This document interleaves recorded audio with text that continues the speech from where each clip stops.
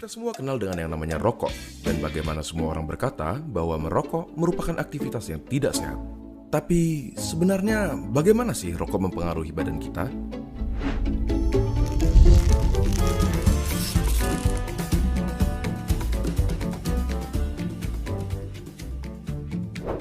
Coba kita mulai dengan komponen-komponennya. Pertama, nikotin, suatu zat yang bisa bikin kita kecanduan, si alasan utama kenapa semua orang tidak bisa berhenti merokok. Bahkan, dia adalah alasan kenapa mereka yang berniat berhenti merasa tidak nyaman dan akhirnya ditarik kembali. Selain nikotin, ada sekitar 7.000 bahan kimia lainnya yang terlibat dalam proses membakar satu batang rokok, di mana diantaranya ada beberapa yang akan menjadi aktif dan dapat merusak badan kita. Terlebih lagi, terdapat lebih dari 60 bahan kimia diantaranya yang diketahui dapat menyebabkan kanker. Dari sini, kita dapat mengambil kesimpulan bahwa merokok dapat merusak berbagai macam organ tubuh kita dan secara umum menurunkan kondisi kesehatan. Komponen berikutnya adalah tar, suatu nama yang diberikan untuk partikel-partikel yang tergantung di dalam rokok. Partikel-partikel ini berisi zat-zat yang dapat menyebabkan kanker seperti karsinogen. Contohnya adalah metal seperti arsenik, kadmium, dan lain-lainnya. Tar itu lengket dan berwarna coklat. Dan apakah kalian pernah berpikir kenapa gigi dan kuku perokok menjadi kuning? Yap, itu adalah tar yang dapat juga mengotori paru-paru dan memberikannya penampilan yang sama. Zat yang berbahaya berikutnya adalah karbon monoksida, suatu gas yang dalam jumlah banyak dapat berakibat fatal karena menggantikan oksigen yang seharusnya tersirkulasi di darah. Gampangnya seperti ini.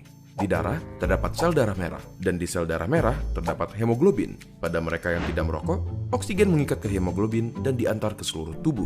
Tetapi, karbon monoksida dapat mengikatkan dirinya ke hemoglobin lebih mudah dari oksigen, dan akhirnya menggantikan oksigen. Kalian mungkin berpikir, ya sudahlah, apa masalahnya oksigen diganti karbon monoksida? Sangat bermasalah.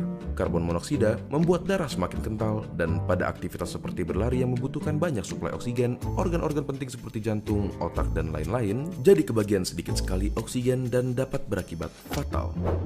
Selain itu, di dalam rokok terdapat sesuatu yang bernama hidrogen cyanida. Paru-paru kita biasanya mempunyai rambut-rambut kecil bernama silia yang membantu membuang zat-zat asing yang memasuki saluran pernafasan. Hidrogen cyanida menghalangi tubuh kita dalam melakukan proses tersebut dan membiarkan bahan-bahan kimia seperti hidrokarbon, nitrous oxide, organic acid, dan lain-lainnya yang ada di dalam rokok berkumpul di dalam paru-paru dan merusaknya.